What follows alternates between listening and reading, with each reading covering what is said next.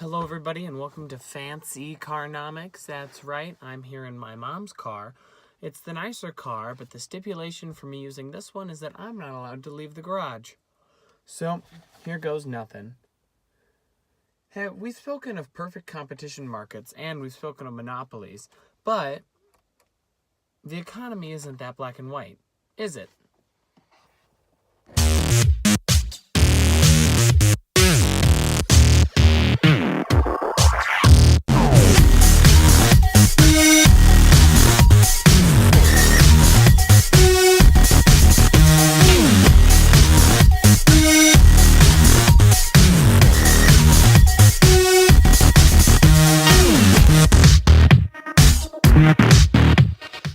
Also, as a fun part of FancEcarnomics, I'm wearing a tie over my quarter zip.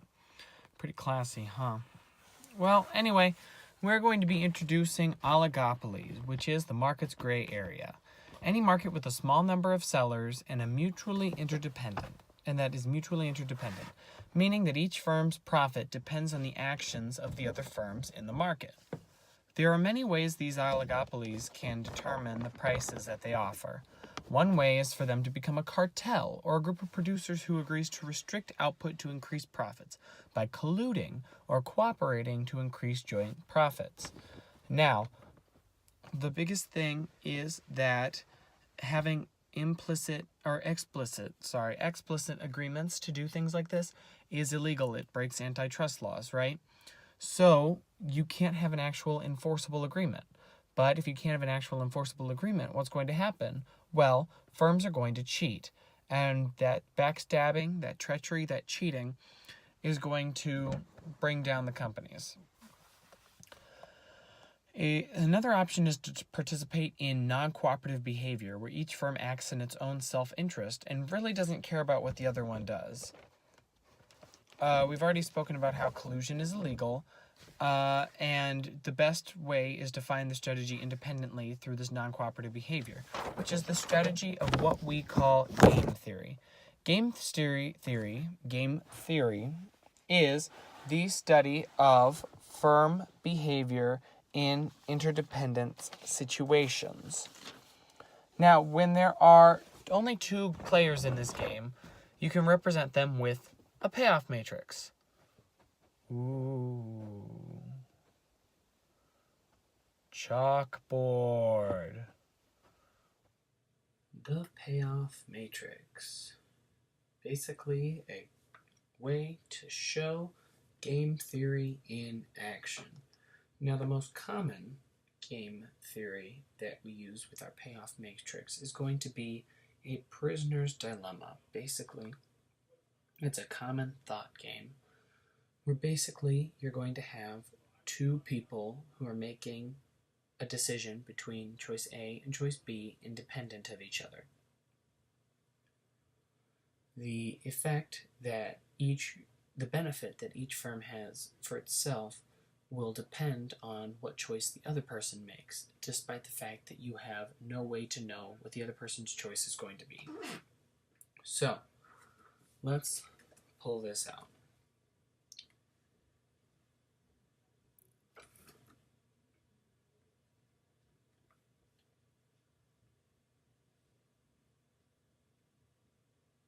Right out. So this is going to be our matrix, right? And what you might not get this on a test, but whenever I have to draw this out, I always like to do this so I can better see it. So let's say we have firm A, firm B. They have choice 1, choice 2, choice 1, choice 2. And let's say that what's going to happen is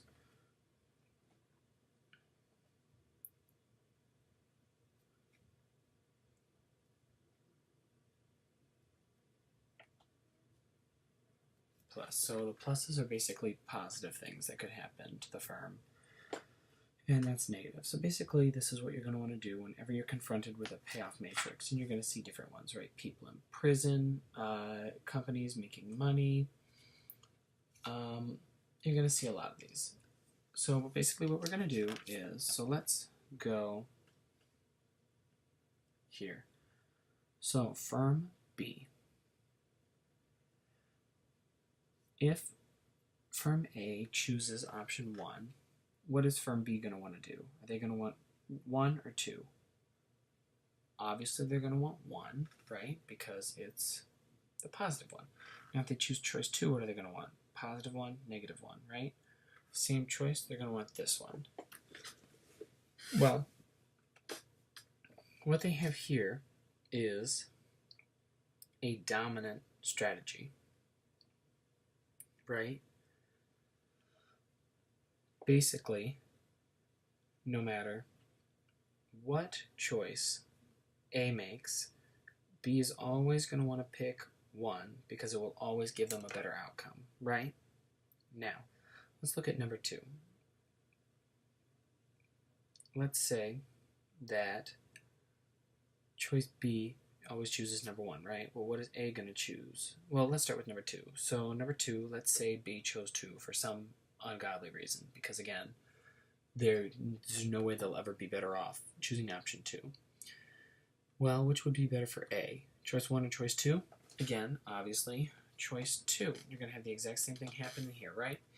So that means that 1 is going to be the dominant strategy of firm A as well.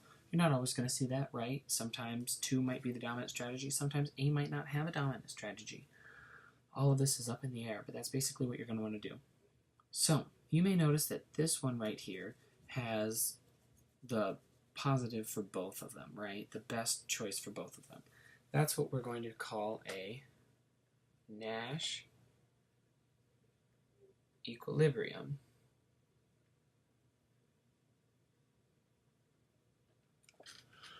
Right?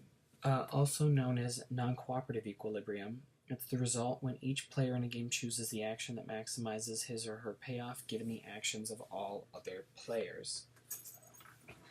So that's pretty much payoff matrices for you. Basically, you're going to need to know how to apply this. There's some good AP practice I can suggest you check out, but I think that's going to be good for you guys for right now. Okay. Back to the car, I suppose. Now, earlier we did talk about how antitrust laws made collusion illegal, but let's see some of those antitrust laws in action. Just a quick side note, antitrust equals efforts by the government to limit oligopolies from becoming monopolies. So, the best solution for an oligopolist who cannot collude is to have tacit collusion. We're going to get into the definition of that in a second. So most oligopolies are not playing a one-shot game. The prisoner's dilemma that we talked about earlier is a one-shot game. You have one chance to play that game in those conditions, right? But oligopolies are operating in the long term, right? They're playing the same game with the same competitors over and over again. So some of these firms will participate in strategic behavior, where it takes into account the effects of its actions on future actions of other firms. For example, a firm might act tit for tat, where you basically behave cooperatively at first, but then do whatever the other firm did previously, kind of saying, if you're going to treat me badly, then I'm going to treat you badly and screw you over. But if you're cooperative and work with me, I'll be cooperative and work with you. Now, if both firms are working to raise each other's price using strategic behavior or tit for tat, they have an unspoken agreement or tacit collusion. However, this tacit collusion falls apart very easily depending on anything from numbers of sellers in the market, the complex/variety of products that they sell, any differences in interests between the firms, and the buying/bargaining power of consumers.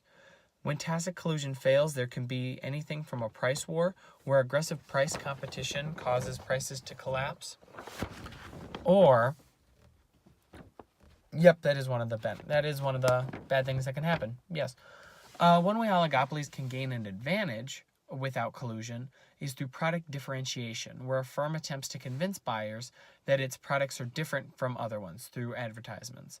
There's also price leadership, where one firm sets a price and all the other firms have to follow that price, and non-price competition, which is again advertisement, right?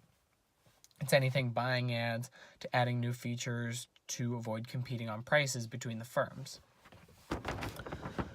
Oligopolies are really messy, and where they fall on the market can vary depending on how much they are willing to collude with other firms, right? In ideal circumstances, both for the consumer and for economists, because it makes it really easy to graph, an oligopoly firm will act more like a perfect competition. But honestly, who knows? For now, that is Duncan Fox sitting in his garage for AP Economics. See you next time, guys.